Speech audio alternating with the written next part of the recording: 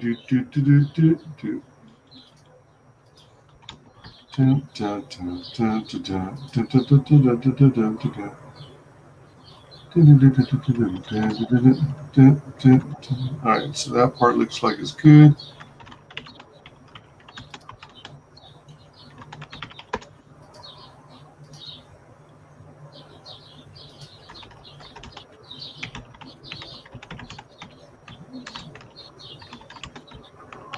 Alright.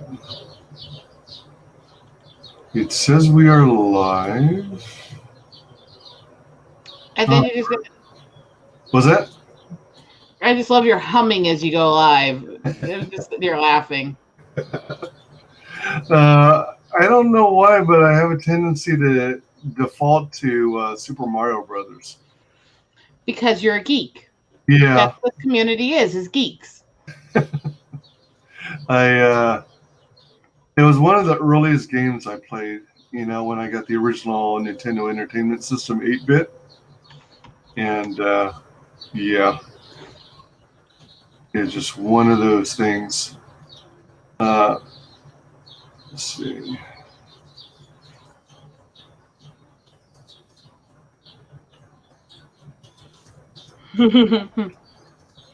This is where I sit here and I laugh at him until he figures out what he's doing. Why? Because I am a mean, cruel, sadistic woman. uh, well, welcome to WyzGyz Entertainment. This is your host, Wyman. We are joined today by a very special guest, Rosetta Allen. How are you? Hello, hello. Devious, evil, psychotic. All of those. Something in there. Something in there. Yeah. That sounds like a plan.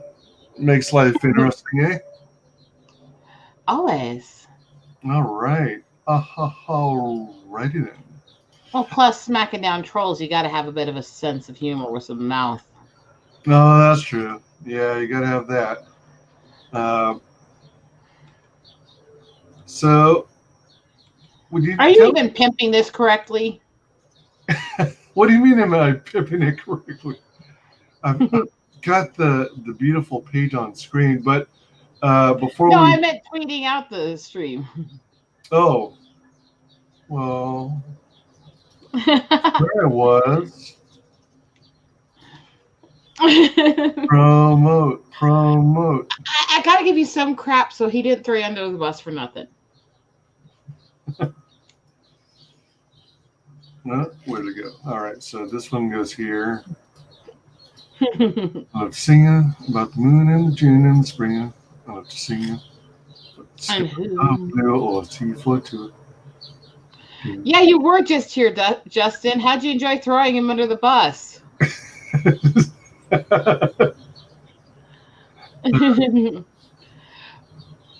I'm not really a Facebook person with this stuff because, yeah, family's over there.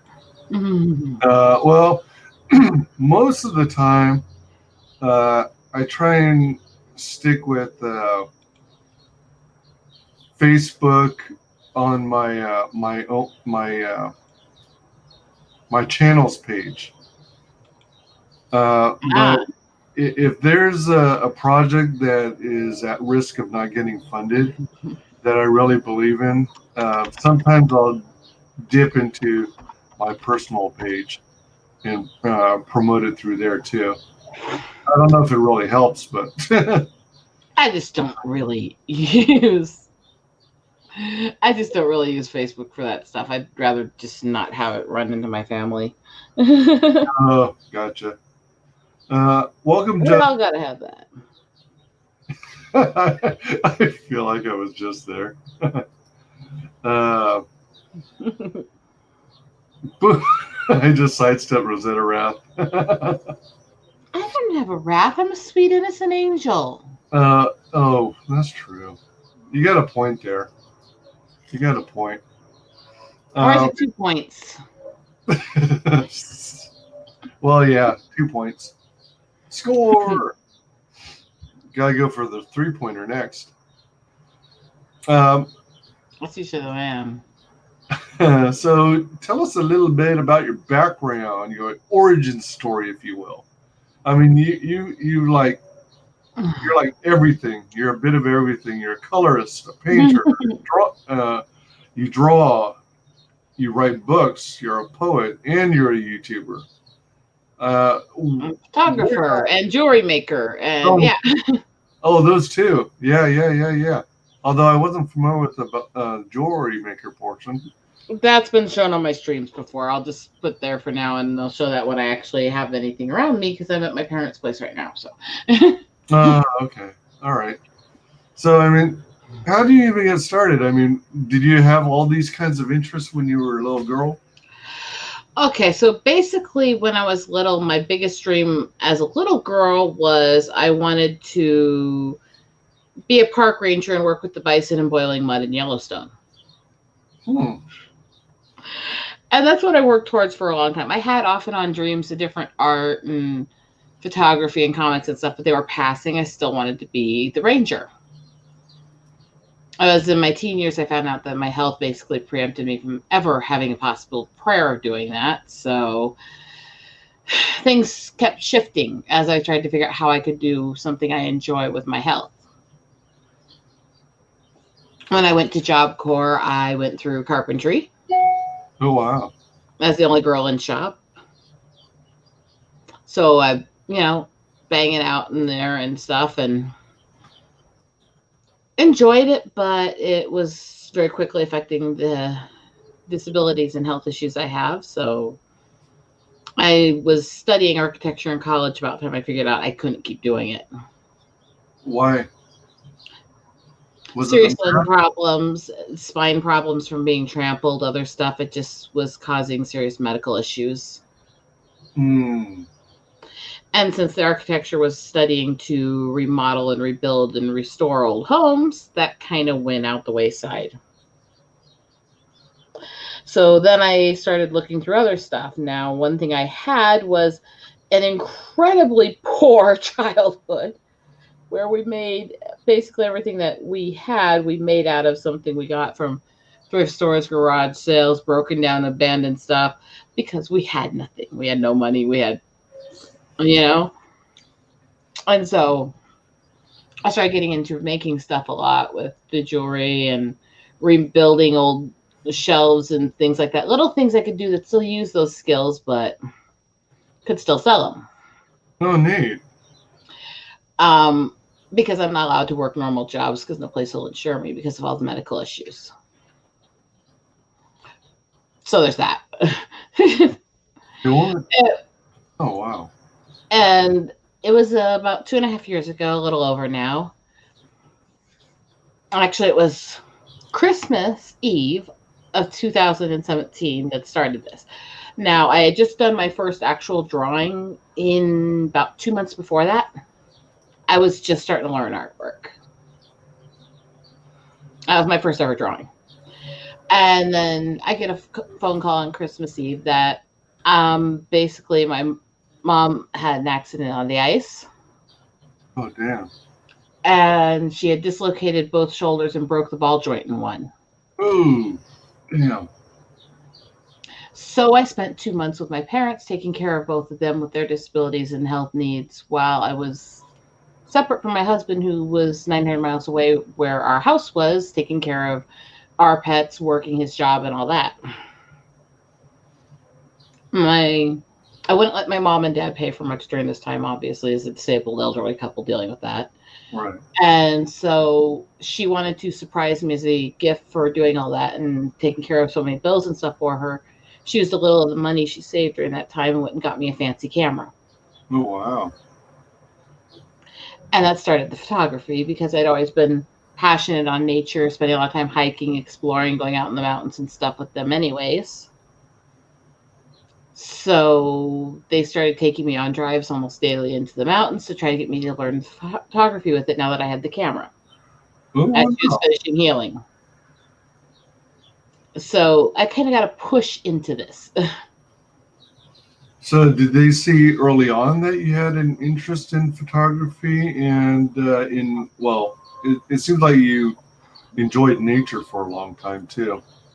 I'm very, very much a nature girl, and that's my passion on everything.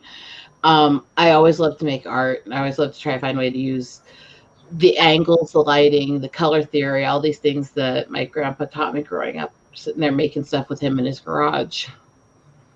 And so I think she figured this would appeal to me, especially since I was always trying to find a way to preserve memories and images while I was home visiting, anyways, you know? And so that got started. And when I got home from dealing with them and I had the camera, it just kept snowballing. And I spent most of 2018 doing photography stuff and traveling with my husband. And 19, I still did a lot of it, but I was going through a lot of stuff. And that's also when I started finding these communities and doing YouTube stuff and everything. So it got a little wonky trying to do both at times. And I'm still doing it and still traveling and doing it. Huh. Whereas the colorist stuff all kind of started by accident. I met Anthony of Dark Gift Comics when he came over with a group to cheer me up after my grandfather passed away when I was on stream in October. And basically, I was streaming middle of the night and still a bit depressed. I just got back from burying him back home. And I'd been back a few days. It was a few streams into being back at my house, and they raided my stream. This entire crew from this bigger channel from doing the music show they were doing. And he was with them. And so I got to know him a bit, and he started introducing me to a lot of the comic stuff and things. And then I met Alaz from Alazmat. Right. Right around Christmas time, and by the beginning of January, I was co-hosting everything with him on his channel. Hey, this kind of fell into all this stuff. And and yeah, basically about that time, it was by the beginning of February, he was hiring me to do projects with him and stuff. And that's where all this kind of started getting the jobs, is because he saw the drawings I was doing of people in the community and gave me a chance. Oh my. So it was the artwork, your artwork, that drew him in? And yeah, actually, jobs? Since I actually have my computer right now, I can actually show that. One sec here. I'll go over here to the desktop really fast. I assume you take your computer everywhere you go, right? So not my full computer usually, but since I had to travel because my home is kind of trashed right now, I kind of needed something I could depend on. Yeah. So I'm going to show you what got me into the colorist stuff a bit by showing you my first few drawings here that I did. Skipping, of course, the one of me and my goddaughter because I don't want anyone to see what she looks like. Right. Yeah, don't dox yourself.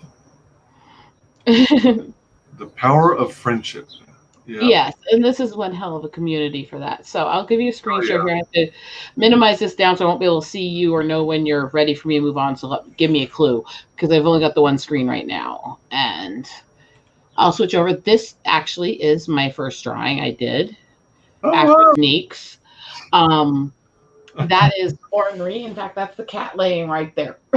I love cats. Oh my gosh. And she is very aptly named as ornery because she is a psychotic little pain in the ass, but I love her. So that was the drawing that started it. And then I did this as a gift with my second drawing for Ripa, and I'll zoom in slightly. And it was a readaptation of one of the Black Widow covers he liked. Oh, wow. Okay. And this one was a ginormous pain in the ass. And took me a lot of digital rendering before I could do the color and the drawing, because I had to have a basic numeric positioning to tell me where to draw so I could do it. So this is a digital piece? It's a combination. I studied the cover, and I basically ran through program and found a few of the basic edge points where I needed to know where they were. And I do that because if I try to draw and follow the long lines, my hands start shaking from seizure damage and I get off kilter. So I create this outline, basically grid, almost like Braille, before I start. Yeah.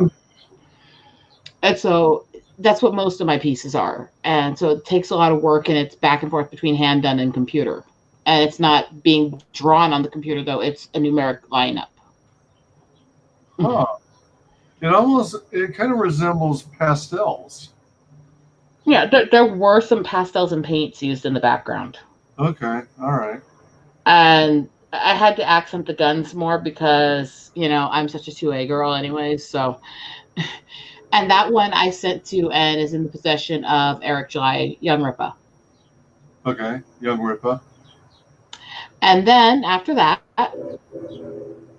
and this wasn't the next one here. Where's the other one? I thought I opened it. One sec here. Minimize this screen share a sec. Let me know when it's off screen a sec. It's off screen. Okay, for some reason it didn't open the other one, so I have to reopen. All right, not a problem. All right, so this was the first. All right, now you're good. This was the first one I did of the community drawings of friends.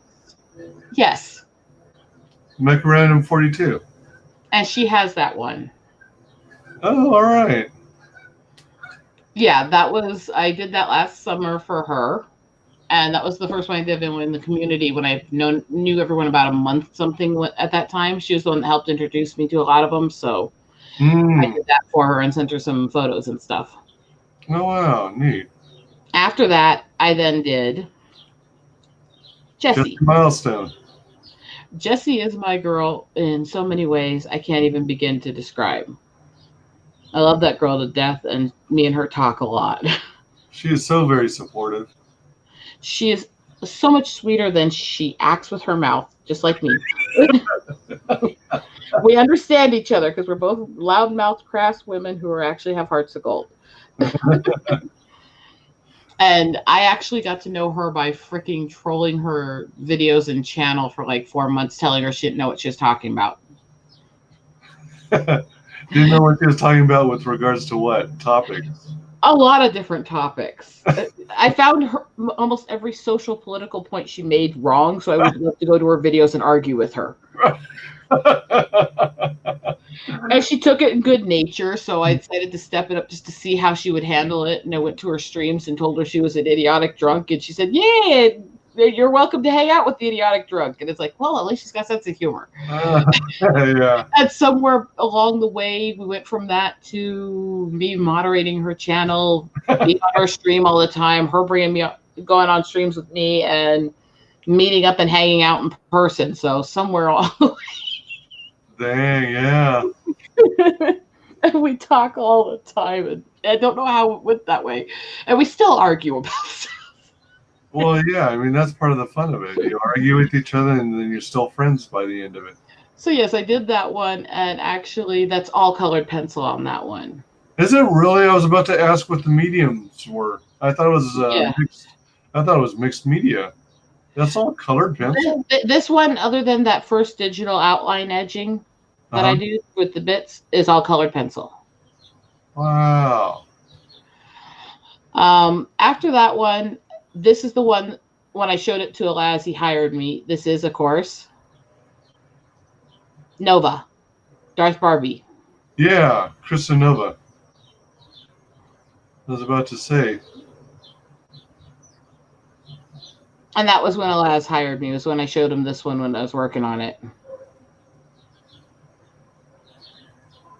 Sweet. So that's kind of how I got into that part of stuff. Oh, wow. Yeah. So that's how you became a colorist for, you got hired to do, were you actually coloring comic books? I am actually working on a colorized version of the original draft of Drake before he rewrote it. That will be released later. All right. I'm also going to be working with him on his next project and doing the colors for one of the covers on the current one. Yeah. So yeah, he's pretty much made me a part of the team. Cool. For his books. Justin says that's amazing. Oh. That's pretty sweet. Yeah, I mean, you captured the likeness of them. And that's hard for a lot of people to do.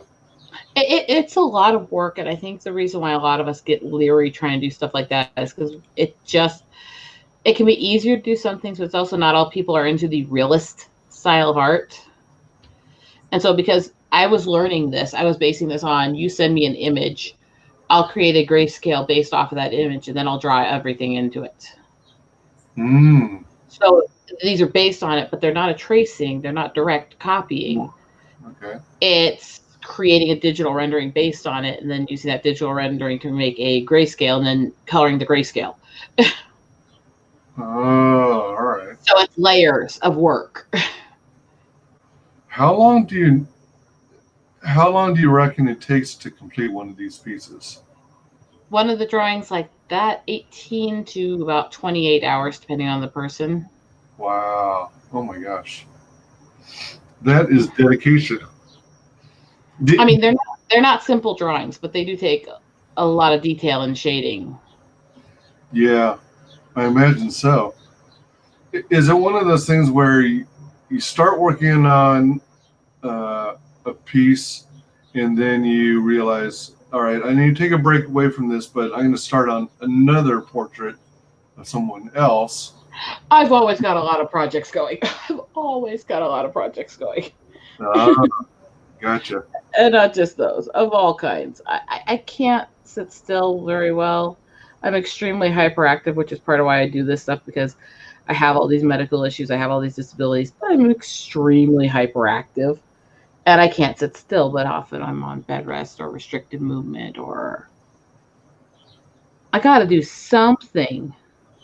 Do you have any challenges focusing on your work, or is it pretty easy to hone in on the task at hand? And I struggle sometimes to focus on things. I struggle less with my art than other stuff. And usually music helps correct any focus issues I don't manage to get around. hmm, I've always got music going. Half the time I'm sitting around singing or dancing while I work. oh, cool. What kind of music works for your style of art? Or My personality is usually types of metal, most often symphonic and operatic, but almost anything rock and metal. oh, interesting. Okay, right on. Oh, all right. Yeah. Justin has to head out and get food. You two have fun. Thanks, Justin. Catch you later. Revenge is a bitch, and he did throw you under the bus. Yeah. Just remember that. Yeah, pretty trippy. Excuse me. But yeah, I mean, I grew up in the mountains, so all the nature stuff is just kind of second nature to me as well. Gotcha. So, one of the things you do is painting as well. Mm-hmm. So, what kind of, I mean, what type of painting do you do? Do you do portraits as well, or do you do like nature? Do you do scenery? Do you do trees? Usually it's more obscure. I've been recently making painted merchandise of the Drake stuff for the boss, so um it's like I actually with that, because it's still trying to base on the colorist and stick to his traditional drawings. What I end up doing is creating versions of printings of images from his pages he sent me, and alter them, edit them, print them onto specialized paper, and then epoxy them into the image, and then paint the color details onto it. Oh, oh wow. And let's see, where did I set that? Where did I set it? And that would include this, which is just a little canvas card. Oh my gosh, check that out. So yeah, That's canvas? that's little canvas card, and that's paint and pen. And you can actually see the shadows on the brick, even the shading. Oh, oh wow. And that's just 5x7 little card. So you can actually buy canvases that small? Yeah. They're intentionally designed to be like cards? They're hardback canvases designed for specialized types of art. Oh wow, how neat. Do you have find it challenging in your mind to size and resize an image in your head and translating it to different surfaces, different mediums, different Not sizes? usually. Not usually. I think the biggest issue I have is trying to figure out how to make each piece unique, use the colors in the right way, and still just absolutely change spectrums, change positions, do all this stuff. And that's where it gets complicated. At least to me. It's Okay. trying to come up with new ways to do it and stick to the balance. Nice. Welcome, Matanui. How's it going? And And what?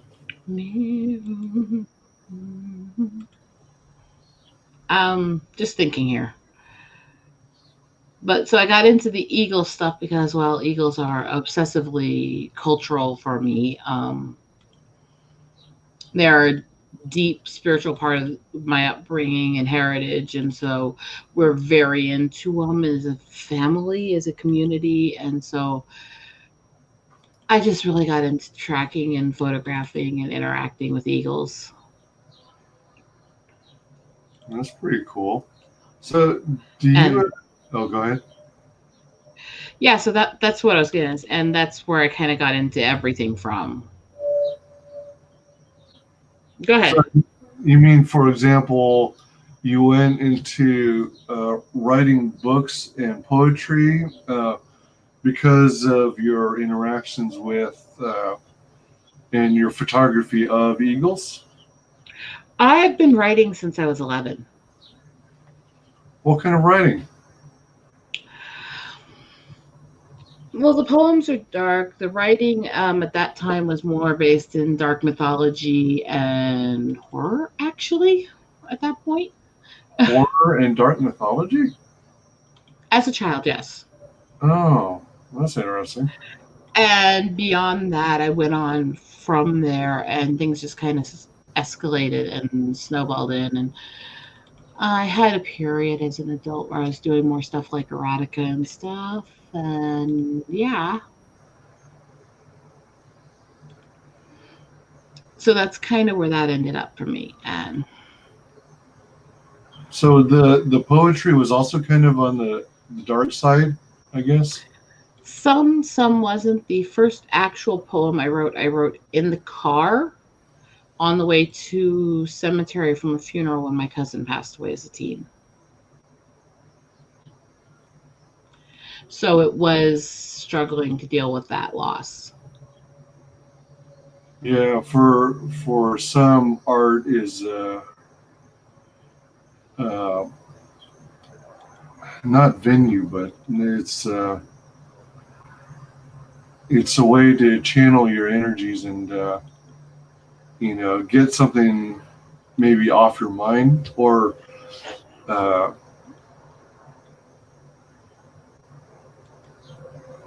kind of get it off your back in a sense, Mm-hmm.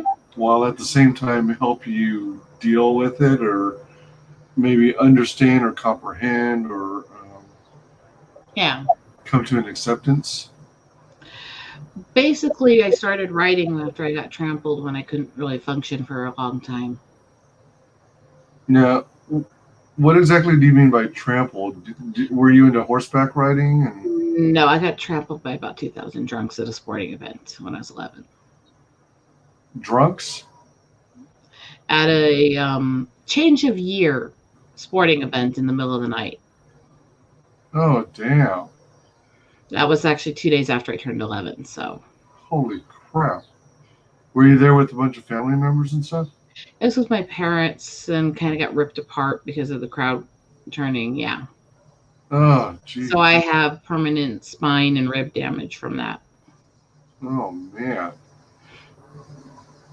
So that's what started most of my writing was an escape for a hyperactive kid who couldn't move. That must have been a rough childhood. It's life. Yeah. Life can kick you. The thing is, you got to find something positive to do when it does. Yep. And what you chose is definitely, pretty awesome way to do it. You know, art is definitely something that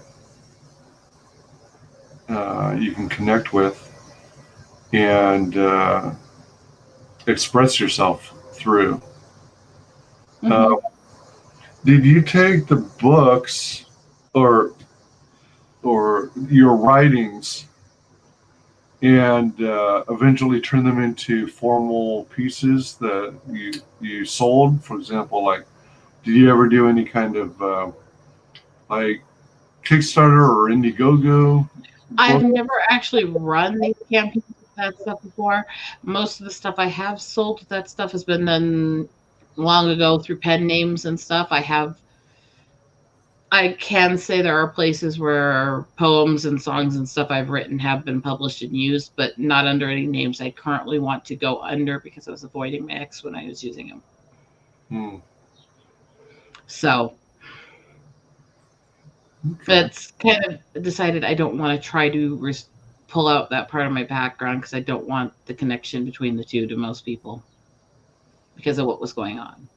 Do you anticipate maybe taking some of those pieces from that time period and maybe adapting them in a new style, a new perspective, a fresh set of eyes, and then turning it into some new creation? I That might have ones that wouldn't be so obvious that it would connect people to when I was going through that. gotcha. Basically, ones that are less uniquely seen. But this is the current painting I'm working on right now. Oh my gosh! Oh sweet. It's mostly done with the ship and starting the background, which takes many layers and blending. Now, are you using paints or are you using markers No, or that's acrylic on that one. acrylic? All right. I do some stuff with paint and marker, but not, with pen and marker, but not much because most of the fumes react to me. Oh, okay. Also, why most of my stuff is colored pencil as opposed to pen and yeah. Yeah, I do mostly standard lead drawing. And that's what led me to here and now and working on the Eagle book is I want my photos to be the start of what people see in me. So, how long do you say you've been doing? Well, actually, hold on. It was Very beginning of 18 when I started the photography professionally. wow. So you got this fancy camera from your parents as like a thank you gift Hmm. for caring for them when they were recuperating. Oh, side note, if you don't mind sharing, how how's your mom doing? I mean, the I guess she had to get a ball joint replaced in the shoulder. And It was cracked, so they had to basically restrict all movement of her arms and back for 2 months so it could heal. is she like at this point fully healed, where she has some flexibility and She's healed as fully as you'll get. There's always, on any injury like that, there's always a little bit of permanent damage, but she's healed pretty fully on that. There's issues with my parents' health always, but that one's not a big one anymore. gotcha. And Uh, if you want, I can show you kind of what I'm doing with the layout of the Eagle book and some of the photos. most definitely, most definitely. So I'll hop over to that in one sec here. While you're doing that, Mananui says, "I'm waiting for someone to pull the lid off the Enterprise and serve a steak with it." Mocking a Trekkie, that's just wrong. No, no, no. Don't make me go violent. Don't make me pull out the bones. Whoa! What is that? Shoulder blade of a bull bison. A bull bison? Oh my gosh! Usually, people, they have and they hang on the wall the horns, but you've got a shoulder blade. Well, Wow. this is going to be a gift for my boss. It's actually going to turn into a Drake art piece. What you do with the shoulder bones is you can actually prop them up on the table like this so that there's artwork here on them. Oh, nice. So, And it's a common tribal art style. So, do you have like an easel or something that it'll stand in, or you'll just leave it for him to find? they will stand on their own. That's part of what the plus of the shoulder blades is. They Oh, actually neat. will balance on their own. Oh, damn, that's cool. It's got a built-in eagle. Nice. Yes, that is the first eagle picture I took. Oh, all right. That was July. If you want to look over here at the pictures now I have up. And that is July 11th of 2018 in Pinnakin Park in Central City, Iowa. All right. And that's the inside cover of the first version of the book. So, when it comes to photographing eagles, do you find it at all challenging? I mean, are they the type who will just swoop down, hang out for a few seconds, and then take off? Or, Oh, they like to perch for long periods. They actually do perch for quite a while. Okay, right on. But I actually help track and locate the nests and report them to the state so they can protect them and stuff too. So. Oh, wow, really? Are these all bald eagles? And the entire book isn't going to be, but most of it will be because I follow them in the wild a lot. And you see some golden, but nowhere near as many as balds where I live. So, like, I take it there's like a lot of people like you who help with this tracking in different areas, and like you get your own region to cover. Not a lot, but where I live is in between where the Cedar River and Mississippi meet in Iowa, and it's about a third of the world's bald eagle population likes to winter along between those rivers. Wow. In that little area. And so I live right where all the bald eagles are a good portion of the year. Huh. And you can kind of see as I go through here how I'm designing the pages for different photos with the information of where they're from, what happened to them, and all of that. And I only have one left to fill out on this one. And the finished page and the backgrounds are being designed with colors pulled out of the images. So the backgrounds all look like they fit with the picture. Yeah. That's and so, yeah. Yeah, every page is going to be unique with the background and design because of that. I'm designing each page so the style and colors are similar and they blend with the back and all that. And it's artistically laid out. And you can see I'm doing a bunch on the side here, laying it out and titling them and starting to design the backgrounds. Cool. Welcome, Nico Rosales. Hi, good morning from the Philippines. Hello. Wow. What a trip. And over here, these are a few of the other pictures.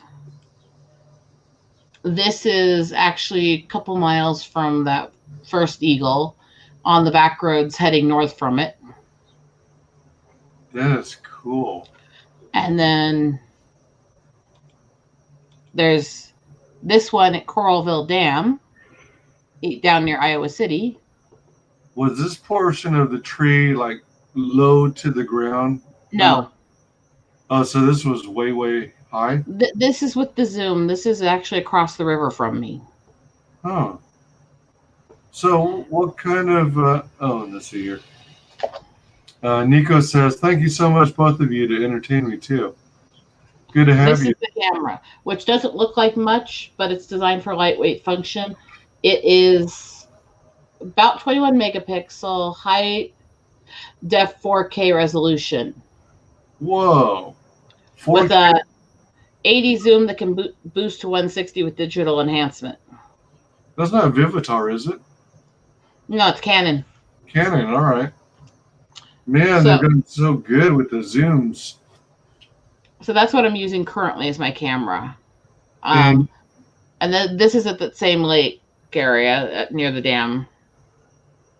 Oh, that's a cool one. I like that a lot. And then you have, this is that same area, right? January when they had an ice storm. And that is actually a golden eagle beside him. Whoa. So, do different species or varieties of eagles typically get along with each other, or are there like? Goldens and balds seem to. I think it's because they're so close in body shape and size. Because Goldens look so close to juvies. The big difference is Golden's closer to the size and shape of the bald, even though it's still those colors. Because juvies go through that kind of marking, except for they don't usually have the black tail and they're not as big. Hence, how you can easily tell them apart. But you can just see how sturdy eagles really are. You can just see them sitting on the ice like nothing. Yeah. I mean, they like winter. They like cold. They don't like heat. That is Otis. It's what? Eagle. That's what I call the Otis eagle. It's along Cedar River on Otis Road. And that's the family I have a lot of interaction with. They're part of my normal little drive I do around town almost every day. Wow. And yeah, they're my buddies. Is this one about to take off? Or? No, that one was sizing up somebody and their dog to see if he could steal the dog to eat. Ooh. Oh, dang. And that's actually the same guy a year later on a different perch. Wow. Fanning himself off after a storm. Oh my goodness. I mean, eagles are actually physically pretty darn big, aren't they? Yeah. So, like the talon, for example, isn't it as big as a human hand, if not larger? The foot is around their size, and their claws are pretty close to like finger size. Wow. And so, yeah, they can rip some pretty decent damage. Dang. What's the typical wingspan? 8 to 15 feet for bald eagles, depending on gender and age. Holy moly, that is huge. Nico's asking where we're from. I'm in Ohio, but I'm not exactly from there. I'm currently living there while things happen, but I live over in East Iowa, which is where most of the eagles are. I'm a Black Hills mountain girl, so I'm not used to that area. The eagles are what make it more tolerable to me to be in the flatlands. Mm. If I could sound a little blunt, and I'm not a flatlands girl. I don't really like where I live other than the eagles. The eagles are my sanity. And the next one I'm going to show you is actually one of the oldest eagles in the world. She was hatched in the beginning of the year of 85. And she was rescued by Iowa Raptor Resource when she was injured as a baby. And she's still around today. And her name is Spirit. Oh, that is an awesome picture. And she lives in a special system down by Lake McBride in Iowa. And she's my heart. I go see her a lot. Now, there are a few pictures that are going to be in this book set that are not bald or golden eagle. They are buzzard eagle, hawk eagle, sea eagle, bottler eagle. You can still hear me, right? Because my system's cutting out a little. I can still hear you. Yeah, you're hearing just fine. Okay, I was just making sure I just lost the sound for a second, not the internet going out again like it was all morning. I'm in the mountains. Well, it sounds like you have a really good connection. Yeah. So out of those special eagles, I was going to show you a couple of the bottler, which is an African eagle. It's one of the largest eagle breeds in the world. It's still slightly smaller than bald, but it's bigger than most. Man, that's a freaking cool photo. And that's a bottler eagle in the face. It almost reminds me of like a turkey or a... And when you see their whole body here, they are unique species. And that's an eagle, huh? That's a bottler eagle from Africa. Oh. The biggest way you can tell that it's an eagle species is wing shape and angle, neck length and size, and the form of the beak. Oh yeah, the really sharp beak. It's an eagle body. It's just look at the colorings and the markings are so different. So, do you say this is from Africa? Yeah, I photographed these ones at the zoo in Kansas City. Oh, okay. I was going to ask at first, what did they migrate from Africa all the way to No, the United States? I do a lot of traveling for my photography, go to different locations, different zoos, different habitats and stuff, and try to get as many. Beyond the eagles, I have so much nature photography, it's almost insane. Do you have challenges doing nature photography at zoos? You know, what? I mean, don't so many of them have like cages? The cage is glass, it's all about angles, lighting, function, all that stuff. Okay, that is freaking sweet. And Nico, just look up Tiras Moon and send a friend invite if you can find it, or at least a message request. I'll find you. You'll find a very animated avatar with a red head in front of an eagle. It's pretty obvious. It's actually an avatar a friend of mine drew for me. Cool. That's sweet. But this is my passion work and stuff. But when I say I do some stuff outside of that, eagles are what I've wanted to start with because culturally on my Sioux side, they're a representation of guardian angels. They're used for symbol of honor and strength and your connection to the Great Spirit. So they're really important to me culturally. Uh-huh. And I just love the freaking look of them. So I wanted to start with them. They're majestic. And I'll be giving you a screen share in just a sec here. I'm Yeah, just absolutely. cleaning up the mess and trying to make sure I keep all the private tabs far from the actual visibility. Oh yeah, for sure. By all means. It's usually a lot easier for me, but when I'm at my house, I have multiple monitors. Right now, I could only bring one because I had limited car space. So, because the town I'm living in is the one that was where the core of that massive storm last week hit. Oh. If you heard about like the Derico, or as they called it, the land cane that hit the middle of the country. Actually, I missed that one. At its peak, when it was sustained winds at almost 100 miles an hour, is when it hit my city. Whoa. So it was basically the wind equivalent of a Category 5 with torrential tropical level rains and mixed tornadoes and lightning. Man. Out of the blue. And so it kind of trashed the city I live in. So my husband's back helping with cleanup while I stay here with my family, with my health. Did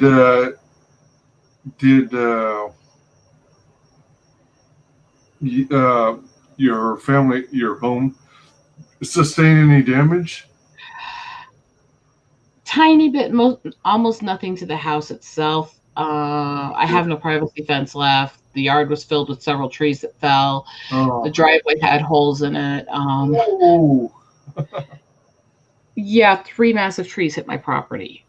Holy and it's a city property, so it's a limited size yard. Uh-huh. Yeah. Wow. Yeah. So yeah, I'm here right now, obviously. Yeah.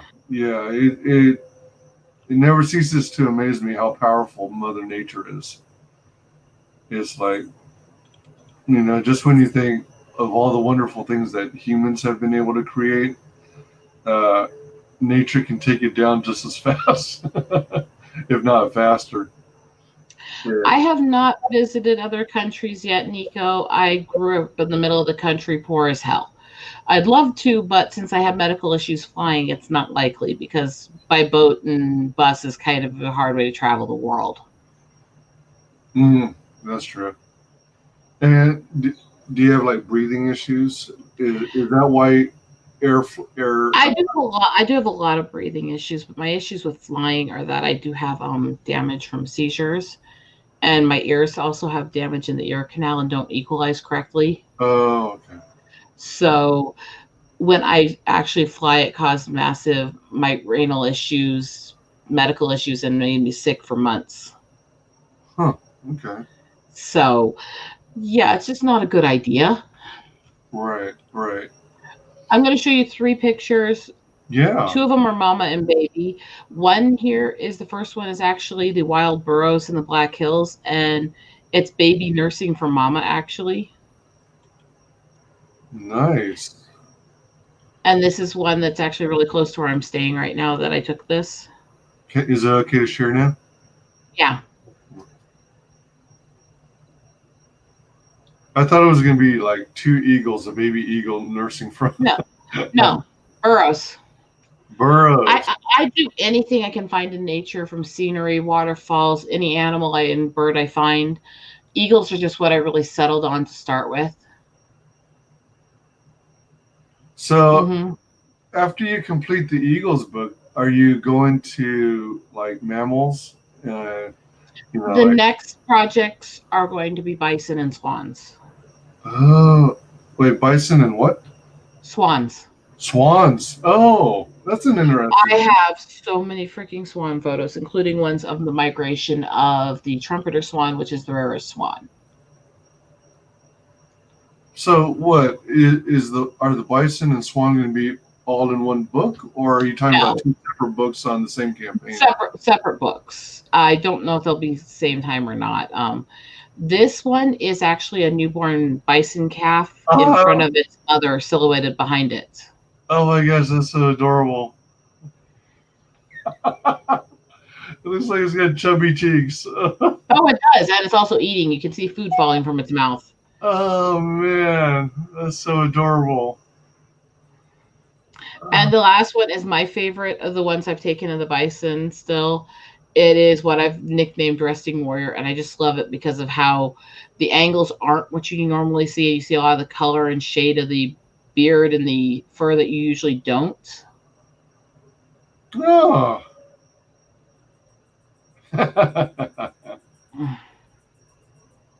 And you can even see like the hoof shape here and all this, and the hip bone here, and all this things you don't usually see when they're standing. Right. Oh. You can even see the eyelashes. It got it so good. Wow. Nice, nice detail there. That this is my favorite of the bison shots I've gotten.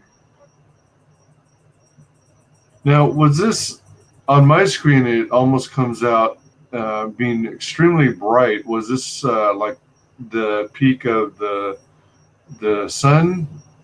Was this Close some stuff up. My computer's lagging on me. all right?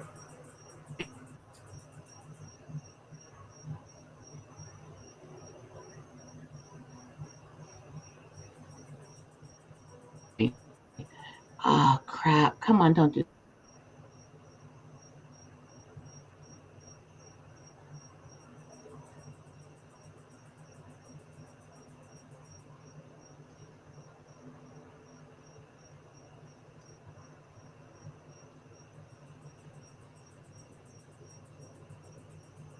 Uh-oh, she got disconnected.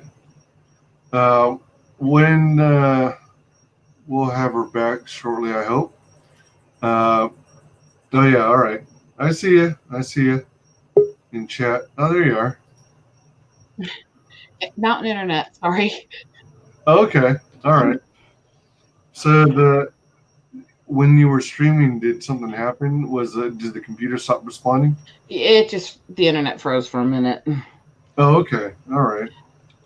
But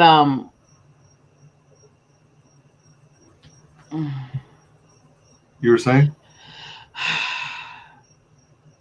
so I was saying on that. No, that one was actually that bright. It was midday. There was still a little bit of snow left behind it, and it was on the wider grasses up on the hilltop. Mm. And it actually really was that bright around him, and he was actually laying sleeping um, about that far from the side of the road, kind Oh, of gap, and we were in the car right next to it. oh, That isn't even really zoomed. oh my gosh! What a trip. I'm used to that. I grew up in the Black Hills here. I grew up around the bison. Remember, that was my dream. I wanted to work with them. Now, were these literally truly in the wild, or what? Yeah, fenced Actually, off? these are, well, the ones that are in the wild are actually still fenced off. They're fenced by the parks that care for them, All right. and just like some of them, every so often are still tagged because they keep track of the population and protect it. So they're wild, but you still see like there's a little metal tag on his ear. They tag some of the older ones and see how they're progressing and stuff like that, and keep track of them. Hmm. So, since you help monitor the eagles and such, Mm-hmm. do you also do some of the tagging? Like, No, no, no. I just track, report, and help them find out what happened. Um, it's more or less what you can do as a private citizen, just to an extreme, basically.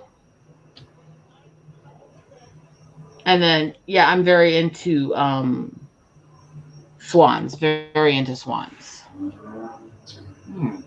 And where do you usually find the swans? I mean, do you also check out zoos and like I sanctuaries? do some. There's also not far from where I live, there's a cemetery that actually has a family they raise there and are mascots. But it's also the trumpeter swans, which again are the right now the lowest population swan in the world. They've been rebounding from nearly extinct. Damn. They only have a few thousand now.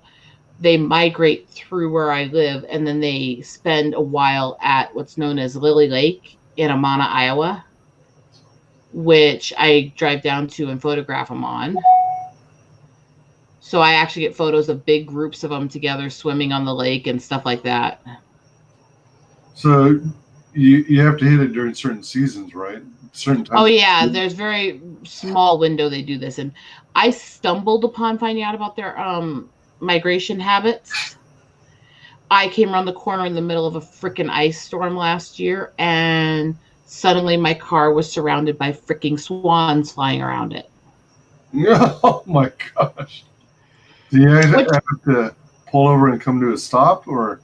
oh, I stopped. I'm a photographer. The instant I saw that, I was out the freaking. I was stopped. I was out. I was looking, doing everything I could to get close to them At first I because thought, it uh, it, it just it took me by surprise. You yeah, know. yeah. I thought I was concerned at first that there might be, you know, you know, it might become a road hazard, and Oh, you. this is a dirt road in the middle of Iowa. There ain't nobody to be a hazard to. Oh, okay. All right. Now I got the perspective. That must have been a trip. Yeah.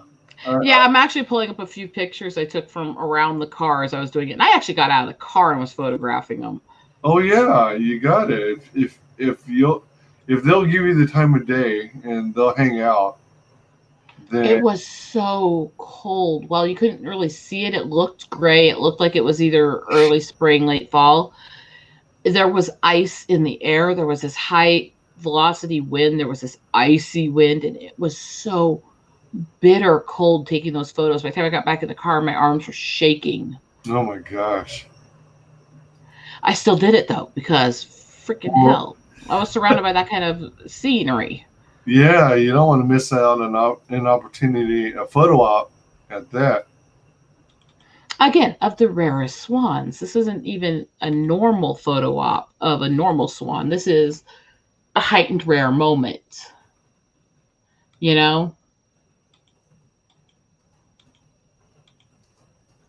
And then I just went from there and I just followed their flight pattern. And that's where I started researching that, yeah, they actually do. Their migration pattern is through where I live. What a And trip. so as their population's going up, there's more of them for me to find and photograph. And the thing is, they're very unique because when they hit middle age of maturing, about 3 years, their heads turn very, very brown and Brown. this gray brown, and then they stay kind of that color until they get to be about 6 years old, at which time they kind of turn yellow for a year or so as they first start mating age.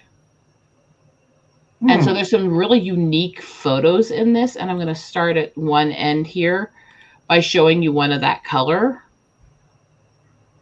But one sec, I've got one more thing to open here. I'm just a little slower than normal because of the system is not great for me. Nico says, "Bye, friends. I want to charge my phone. Love you. Take it easy." So yeah, I mean, it became this insane event for me. I was just going everywhere I could go, finding them and photographing them, and I gotta come back over here and do a screen share again because everything got kind of mixed up. Oh yeah, not a problem. So and go ahead. This is right when they're hitting mating age, when they still have the yellow head. Oh man, that's pretty sweet. And this one is not zoomed either. This one was actually laying in the grass next to me on the walk path. Oh. Oh no! Trumpeters are not mute swans. They're not violent. They're very actually shy. Huh. So they'll just back away from you if you get close. Whereas mute swans are aggressive little psycho bitches. But this is what I mean by flying around me in my car. Oh man. And you could just see there were just masses of them. And then this is at the lake a couple days later as they got there. So trumpeter swans are among the rarest right now? They're still defined as the rarest. Their closest relative is the tundra swan, but the tundra still has much more population. Black swans are rarer than some, but they actually have a pretty high population in Australia. These still only have a few thousand known to exist. Are they on the list of endangered species? Yes. All right. They're also some of the ones I've found actually have tracking systems on them. Well, numbering systems, tracking stuff where they're actually trying to keep track of the population and watch it and progress it. Huh. And they want, if anytime anyone finds any with those markings or anything with them, they want you to report the details of what you see them do and where you find them. And this is one of my favorites I got of them on that lake. Oh yeah, these are fun pics. So yeah, these are rare, but you can see here where the head's turning brown on the baby. And you can see it's smaller than the adults back here that are less brown. They're just interesting birds. They're also the largest swan. They're actually significantly bigger than mutes. Huh. So they're actually a little bit intimidating next to them because I've taken pictures of a group of them laying next to an eagle, and the eagle looks small. Oh, dang. And eagles are big birds. So trumpeters are impressive fowls. They're one of the largest waterfowls in the world. Holy moly. And yeah, this is the kind of stuff I do. I track and find animals. I photograph stuff. I've found, located, and helped report to the management for eagle care and stuff over 70 nests over the last couple of years. Now, do nests, as soon as the babies are hatched, do nests get reused, or they reuse the nest? It takes a lot to build them. They're really massive. One sec here, actually. I've got kind of a perfect example of that because I have been taking these nest and eagle shots. One sec here. It's just it's crazy work. It really is. I bet a human could easily lay down inside one of these nests and not reach their head and toes probably wouldn't extend beyond the diameter of the nest.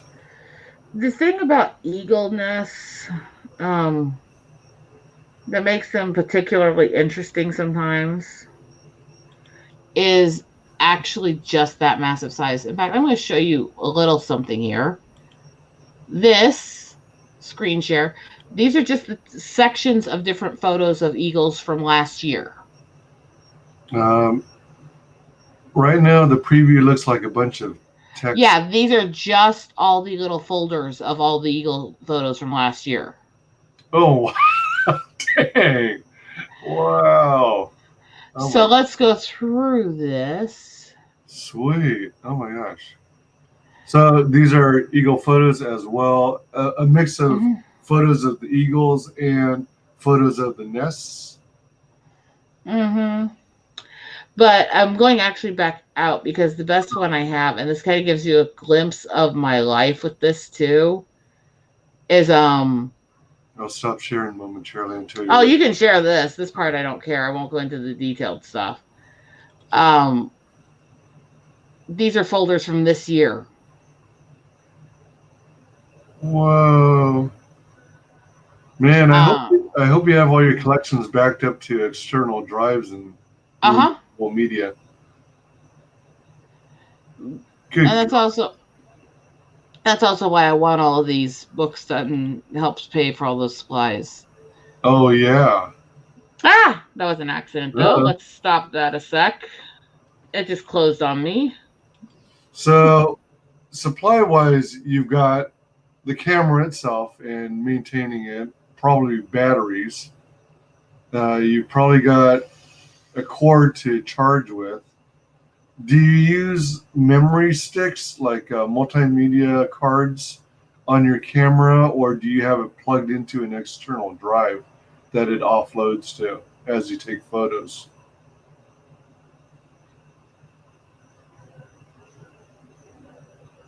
Cards. Uh-oh. There's cards to the camera system. There's cards on the camera system. In my purse, I have a pack that has a whole bunch of backup batteries and memory cards and stuff for the camera.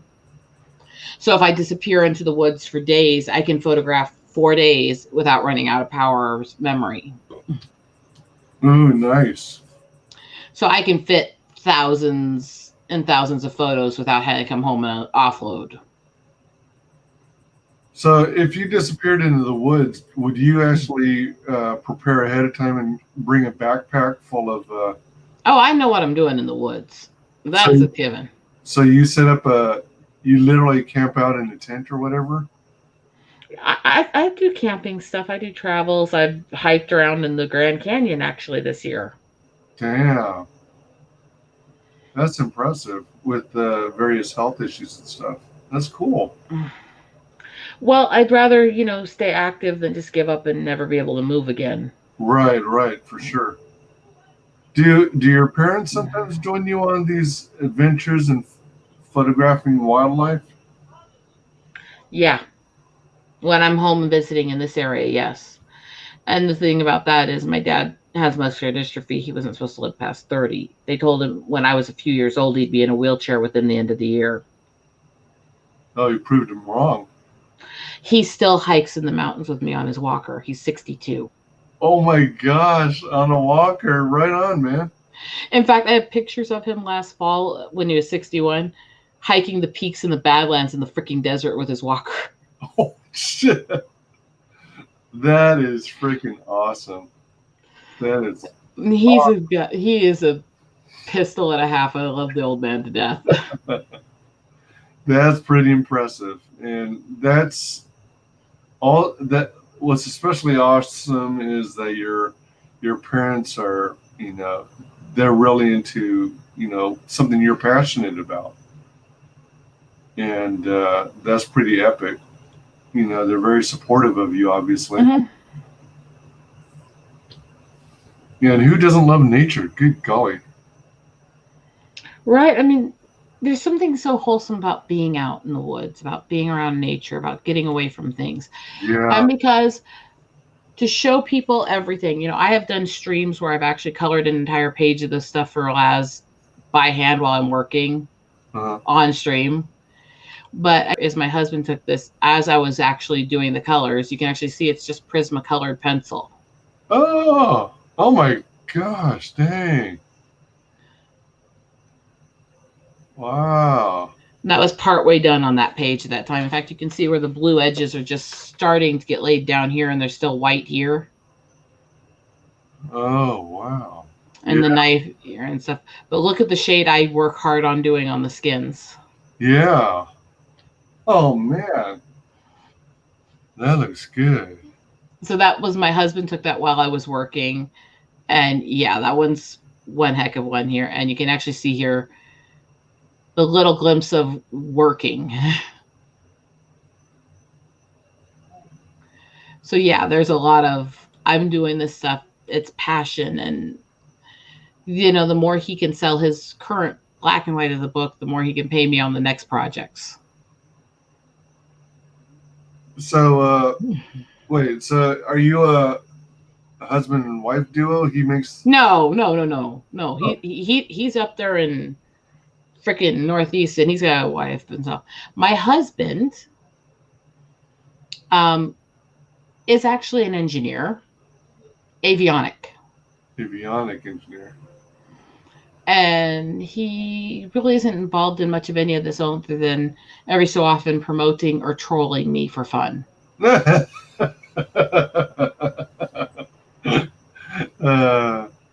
I've been accused of making my husband up, that apparently, the women in this community, we can't really get men, and I'm just pretending to have him. And,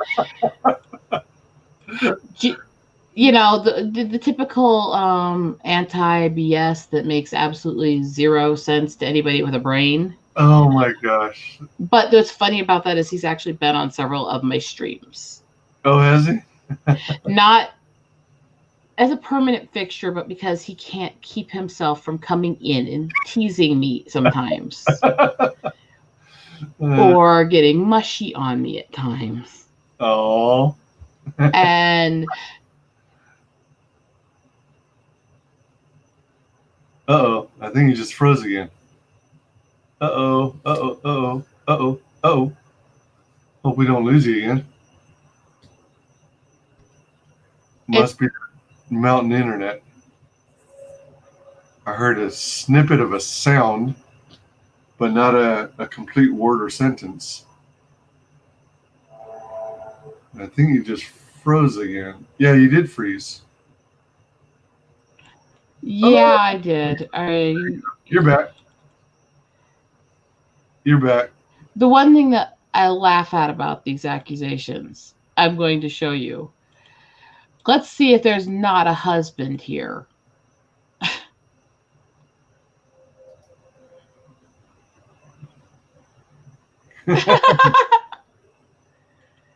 Lies, all lies. In a world where sandwiches disappear, it's up to one woman to solve that problem. By the way, the tormenting me is the sandwich wench.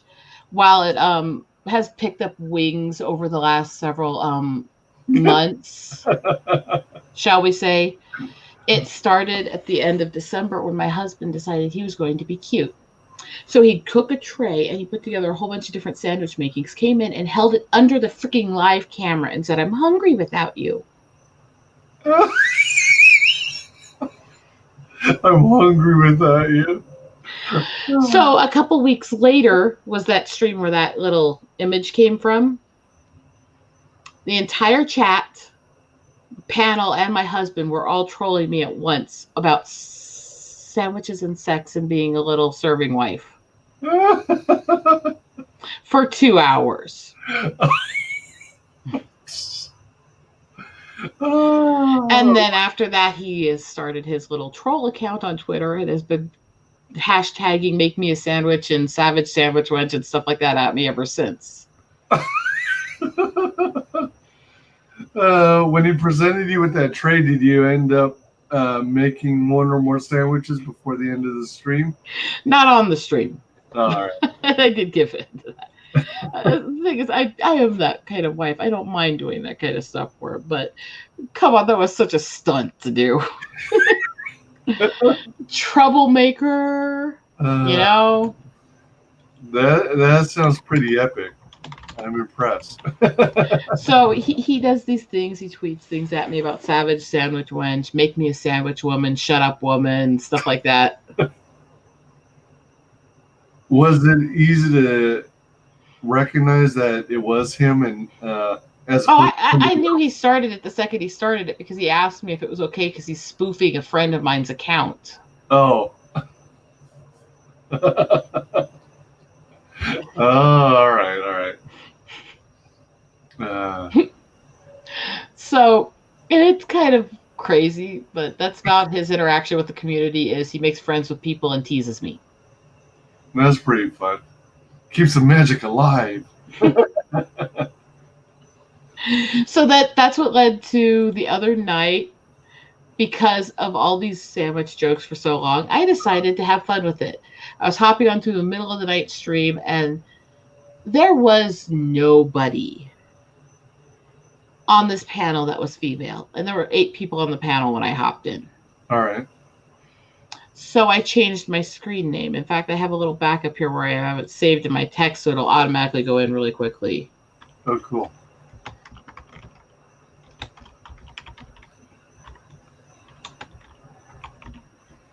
Except for my computer's not fast at all. And I've been using this on all the streams all week. Cooking female sandwich wench. Because why not? Have a little fun. Yeah. And so I went onto this panel and they all started laughing because a lot of them knew about the whole sandwich wedge stuff. They'd been on some streams where it'd been pulled. They'd been on some streams where I'd actually made sandwiches and served them on air. Oh, really? And so all the guys decided they were going to roll with that and have some fun. It'd probably be easier for you to pull up than me right now. Why don't you pull up my pinned tweet and share that and see what I mean? Oh, yeah. I was checking that out. That was, that cracked me up. That was a few nights ago, and that turned freaking crazy. And everywhere I've been ever since, the second I entered the chat, I don't even have to go on the panels, and everybody's typing in, "Hail the sandwich wench" and stuff. I had more people send me images of sandwiches and DMs that night. Let's see.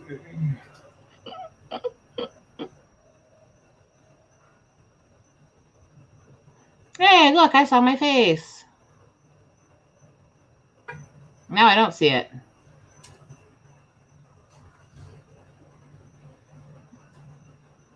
There I am.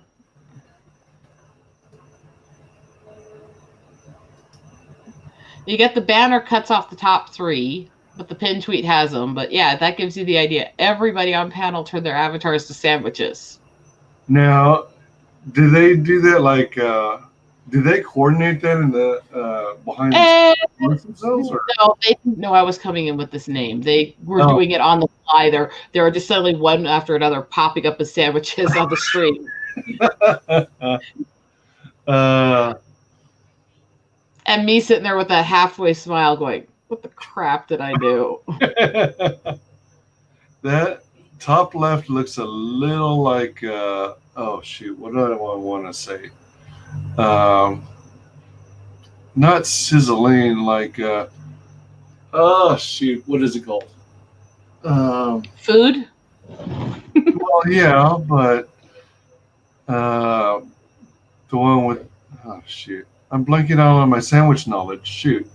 Yeah, that is such a failure as a guy. Because, yeah, I know. You know, and as Anthony was saying that night when they were trolling me, male or female, there aren't many people out there you say something like sandwich, I think sex, and they're not happy. I think it's a Philly cheesesteak, but it might be a variant of a gyro. But I think it's a Philly cheesesteak. The top center looks like a BLT. Oh, wait. Although it looks like it's got a slice of onion or something on it. Because it's too light to be a tomato. It looks like a BLT. Top right, shoot. Grill. I gained almost 30 followers that night. That looks like corned beef sandwich. But I got 3 messages from women that were following me, cussing me out, telling me I was a traitor to womanhood and that they were unfollowing me. Oh my gosh, seriously? Oh, what is wrong with people? Gosh. That's insane. So I sent them a little thing that said, "I love when we fight. It's really fun when you're wrong," and they blocked me.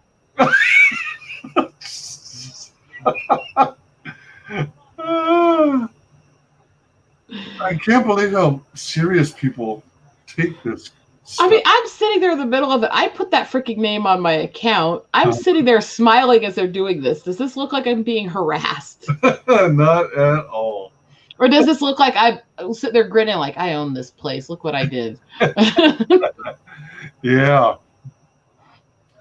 Bottom left looks like a Subway sandwich. Kind of.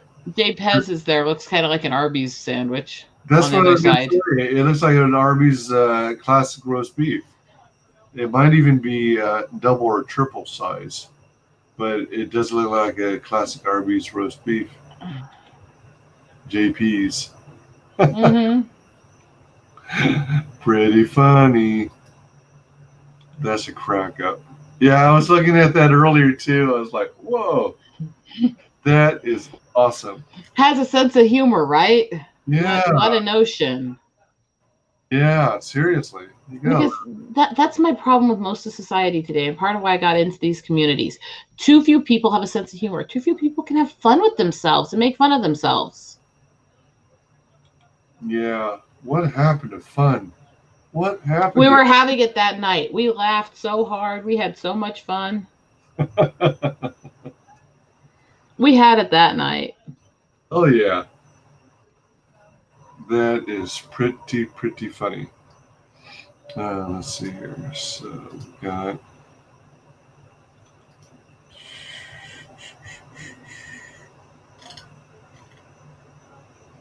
So that's about the summation of it with me, and it happened kind of organically going from these things. I grew up with severe seizures, nerve damage, and stuff like that, so I could never do normal stuff anyways. And when I tried, it never lasted long.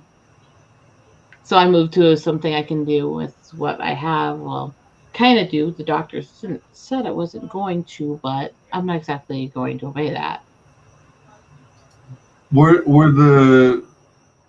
Are the seizures epileptic? I severe epileptic ones growing up. The seizure pattern was supposed to kill me and actually healed, but I still have massive damage left from it in the nerves, joints, scars in the brain tissue, and other stuff. So in the brain tissue, really? Oh. That's why when I tell people I don't remember a lot of things, I space things, I screw things up, I say the wrong thing. That's real. But yet this community, the so-called community of, what is it they always try to say, sexist, misogynistic, white bigots, you don't look like a white boy to me. My boss is Hispanic, I'm mixed race, and I'm a disabled woman. Well, didn't you know that I'm a Nazi, misogynistic man baby who lives in his basement, his mother's basement, and is still a virgin?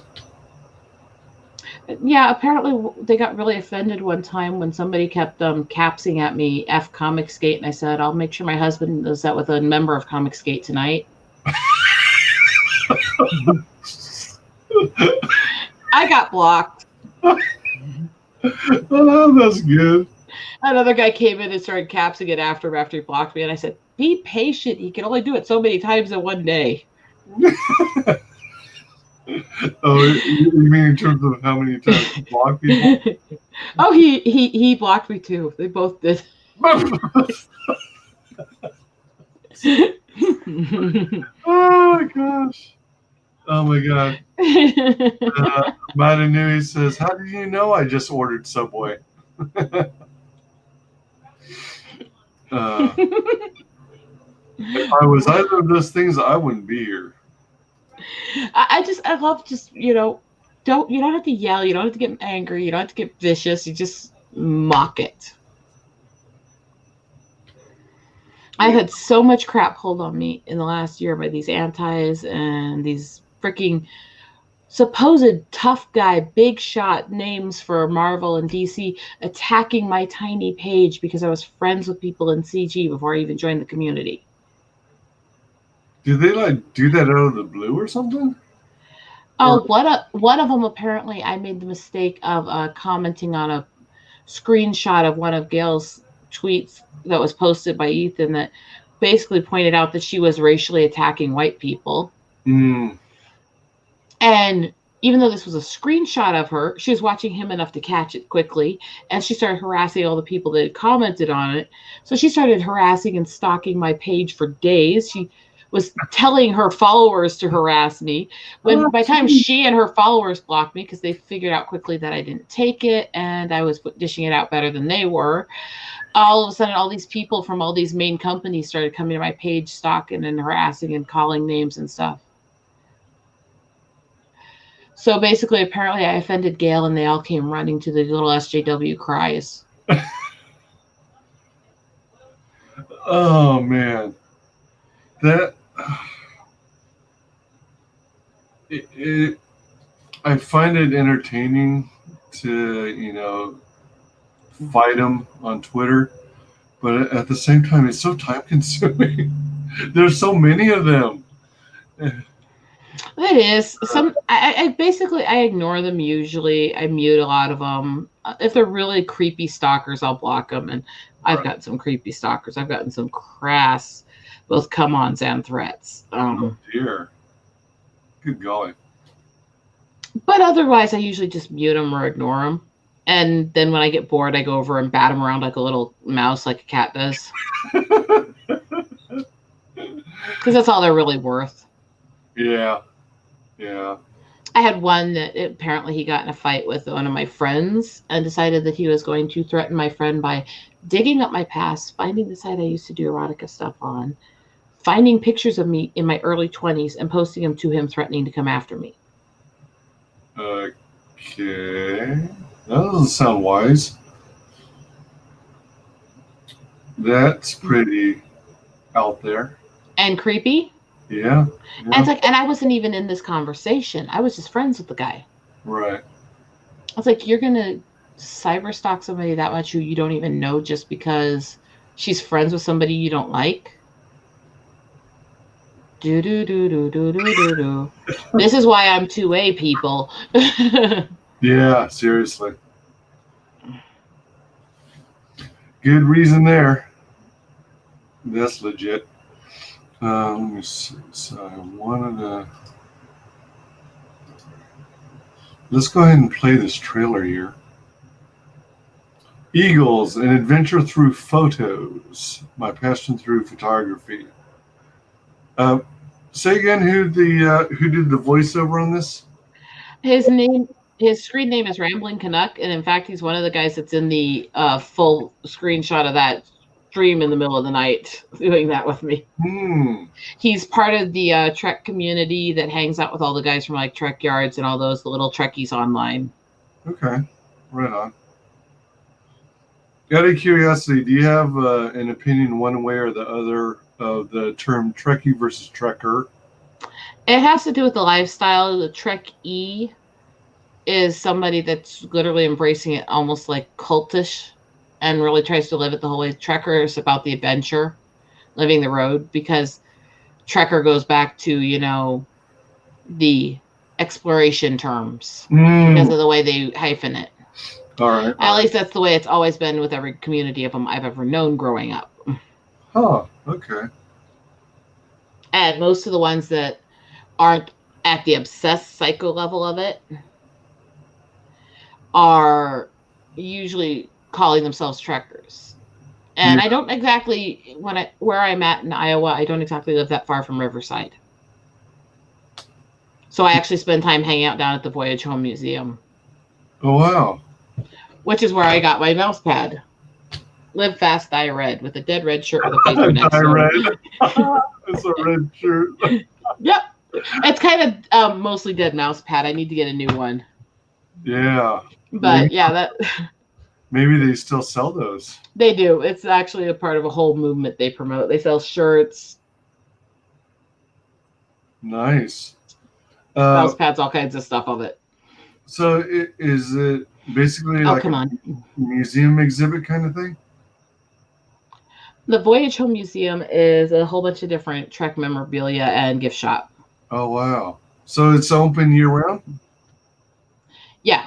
Oh, nice. Is it pretty big? And it's a small town, so it's not a huge place, but they've got quite a bit in it, actually. Okay, nice. But it's just a fun place to go. I mean, they've got like little Trek signs above, even in the bathroom. They have a Trek sign above the toilet that says "To boldly go" and stuff like that. That's my kind of humor. All right, so let's watch this video. And he made this as a gift for me. He Prepare. did it all free. Oh.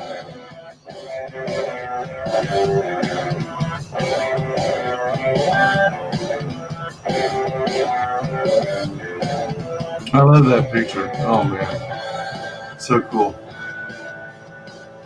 Prepare yourself to be taken on an adventure.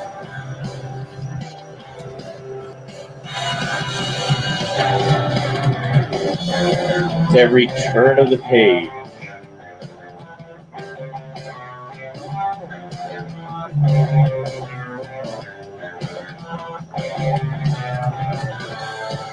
It almost looks like a vulture from this angle. And It's partly because it's muddy. yourself deeper. oh,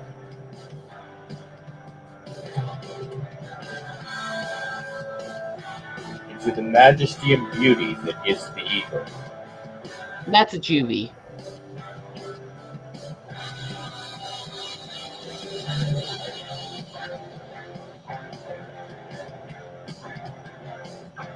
So pretty. yeah. Prepare You saw that one. for an adventure in eagles.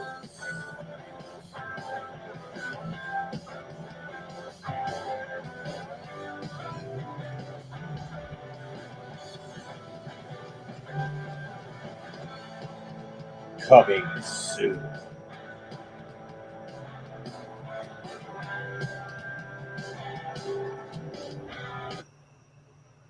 Cool.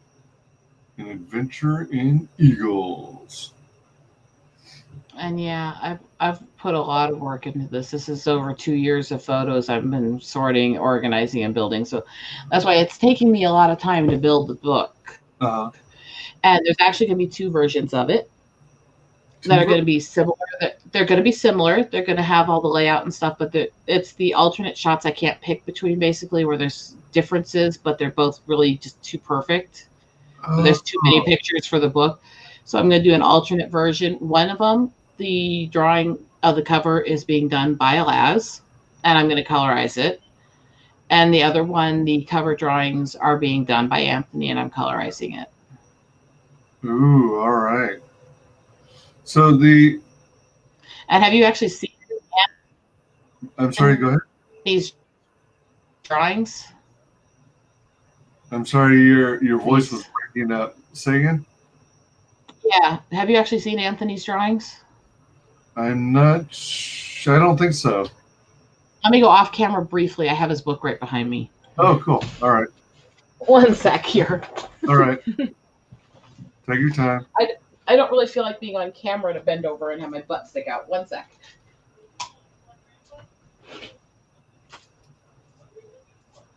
Is your avatar a picture of you and Jesse Milestone?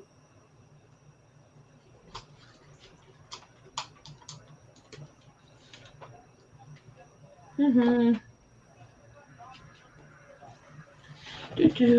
Almost there. Because he's got a wicked kind of surrealist dark style in his artwork, which to me could work really well with a dark eagle print. And I'll show you this closer up if you can put me up there. And I'll have him send you the link so you can find it. He actually has it on Lulu. So he has what? He has his book up on Lulu. Oh, all right. And these are his sketches. And I actually paid him to do this for me and send me several signed for our friends. I'm giving them out to them. Oh, neat. Right on. Okay. He has some of the most intense drawings.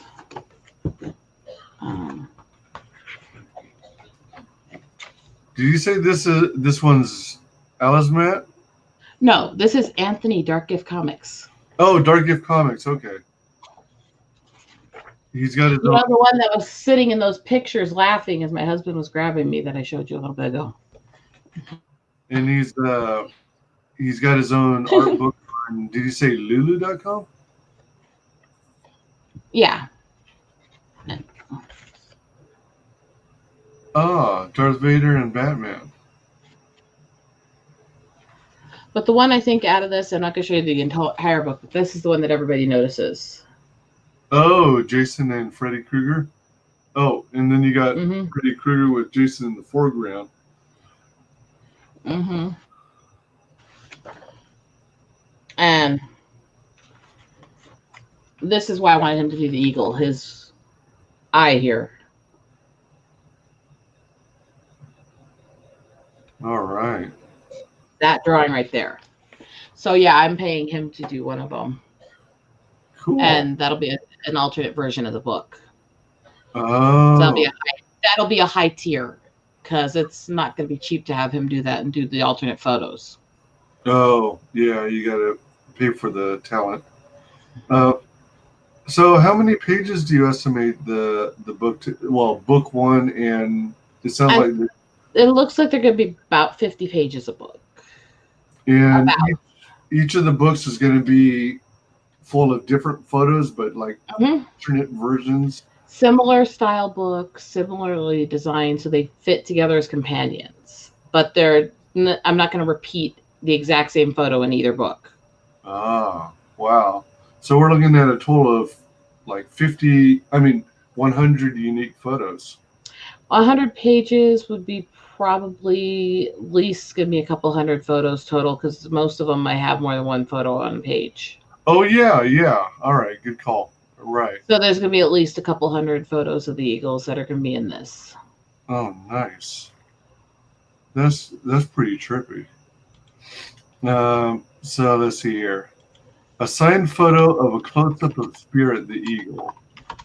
Yeah, so those who sign up on the mailing list are going to get a full-page printing of Spirit, which is the one I showed you from Raptor Resource, the old girl.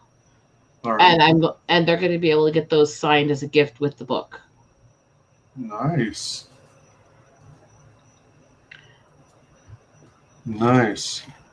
So let's see. Eagles, an adventure through photos.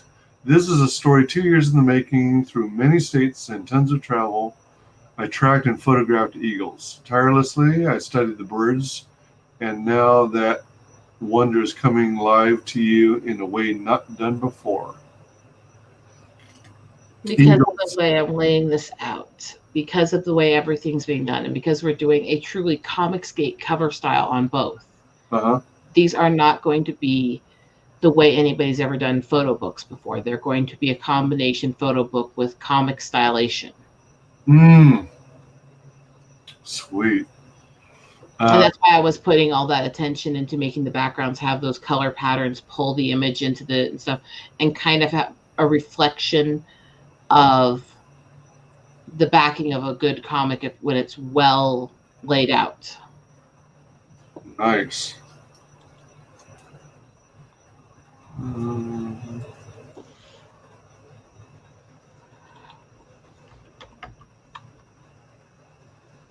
then it says, the fresh new twist on a photo book collage. The book will contain a collection of photographs of eagles that I take and their stories. So you're actually going to include some background on the birds themselves and what you've learned about them in all your studies. Yeah, on these pages, some of these pages have background on the species, how they came to be, what their mating habits are, what kind of weather patterns they inhabit usually, that kind of stuff, migration and stuff, are going to have little bits of tidbits and facts like that underneath them mixed with the photos. Oh, neat. And since you mentioned things like migration patterns, do you anticipate having like some shots of maps showing the migration path itself, things like that? I wasn't, but I could potentially look into doing something like that as a bonus for one of the tiers, having one of the guys draw that map based on the actual charting system. I'd have to talk to them. I'm right now still trying to come up with all the different bonuses and tiers. You might have already considered something like this, but you know how they've got things like maps of the United States in poster size and things like that. Educational stuff like maps of the planet Earth. I'm wondering if it would make sense or be of interest to people to have like 24 by 36 poster. I'm a big fan of movie poster size. But understandably, a lot of campaigns don't offer that because it's extra cost and shipping, and you have to get the tubes and stuff. But like if you had a movie poster size 24 by 36, and you've got more or less a map of the world, and then showing all the lines representing the flight patterns, and then every line indicating the name, the species of eagle, and every flight pattern being a different color based on the type of eagle. That's just something. I don't know if it's. Okay, so I'm definitely still learning on this. I'm not used to doing this stuff at all. But I mean, the photo work is easy for me. The business end of it, even laying out and designing the pages, that's not too bad. It's trying to figure out the business end, trying to figure out all that stuff. It's definitely a task. Yeah, for sure. Yeah, it's a lot to learn, especially when you're new to the whole thing. And I'm constantly learning myself. Mm-hmm. So I love nature, and I'm going to keep doing this, and I'm going to try to do different series. I'm going to try to do a series on rare animals from zoos, rare birds, bright songbirds, stuff like that. It's just going to be going through it, slowly doing it over several years. Now, do you anticipate? I mean, this sounds pretty cool, and it sounds also like you might consider building up this collection of all these photo collage books, and that you might design them so they'll be consistently the same size between different volumes, so that they'll all fit on a bookcase, just perfectly together. These are all being designed as standard 8.5, 11 page size, standard page size, and they're being designed landscape mode, and they're all going to be that way because it's the easiest way to lay out a bunch of photos and still have the text and stuff around them. And I got a specialized program that helps me do this and makes it a lot easier, helps me pull all the images out and everything. So they're going to be pretty consistent between the ones I do. It's just going to be learning and getting more detailed as I go. Nice. Do you think they're going to be, I mean, it still may be real early in the planning stages, but do you think it's going to have what they call perfect bound cover, or do you think it might? Oh, these are going to be hardback. Hardback. Oh, okay. Sweet. Nice. Definitely got to factor that into your total costs. Yeah, wow. I'm looking forward to this a lot. And part of why it has to be this high end, part of why it has to be done is because this has been something my family's been it's obsessive about trying to get me to do for them for a long time, especially the Eagles, because of the family connection, the spiritual connection and stuff. So awesome. That's unfortunately because it's hardbound, because it's doing off all this photography and all this work and stuff. It's basically even to break even to do any is going to be a minimum of around $5,000. Okay. All right. And out of curiosity, since you travel a lot and you're taking thousands of photos, do you actually use that? I don't remember if the proper term is geocaching, where when you take digital photos, it actually marks the GPS coordinates of where you're located and matches that up with the. Don't, but I'm not very fond of anything tracking me. Yeah, I hear that. There's reasons to that. That's definitely my native side. I don't trust government very much, and I don't trust anything that could be used with the government. Yeah. I mean, I can see some benefit to that technology, but at the same time, I don't like that tracking ability either. I mean, but I will say this has been fun, but I should probably get off since you only have about 10 minutes till you're supposed to talk to Doc, and I don't want to screw him over since he's been a really good friend. Okay. Doc is, by the way, the one who, when all this happened and my comics got damaged from him in that freaking storm because my shelf tipped, he sent me free replacements of what was damaged to help me feel better. Oh, that's sweet. So he's also the first official paid customer for the painted Drake merch. Oh, wow. Nice. Right on. So, yeah, Doc's a good guy. He's a sweetheart. Oh, he is. Yeah, for sure. He is. I've had him on my show a couple times before. Definitely. All right. Well, would you do the honors and share with the world how you can be found on social media? It's really simple. If you find Rosetta Allen on YouTube, it's a lot of mouthiness, mostly art streams and CG interview kind of stuff. I'm on Twitter at RoseMQueen1. And other than that, I don't do a lot of other social medias because I'm not much of an internet person outside of YouTube. All right. And correct me if I'm wrong. You've been doing a lot of CG book promotion too, right? Yeah, I want to try to help as many people as I can because this kind of stuff, we work so hard and we put so much time and money into our projects, and all we want for most of us is to at least break even so we can keep doing it because we want to share our passion, to share our art, to share our love with the world. Absolutely. That's why I do it. Yeah, and one of these days, hopefully, I'll have built up like a customer base or a follower. And you need to talk to Alaz too before his campaign ends. Oh. Because he's on his last week now of the main campaign. Oh, the funding stage? Mm-hmm. All right. You need to talk to him because he's put so much work in redesigning the book multiple times to make sure it's the best artwork he can do for everyone, all this, and it's amazing. All right. So I'll give that shameless plug. Everybody, please go back Road Warrior Drake. Back my boss, please. He pays me. Road Warrior Drake. All right. You got to reach out to him. That one. Go ahead. You were saying? I'll help you with that after stream. Oh, okay. All right. Right on. Yeah. So you can find me on Twitter, at WyzGyz Tweets, on Twitch at WyzGyz Twitches, on YouTube under WyzGyz Entertainment. Please like, comment, and subscribe.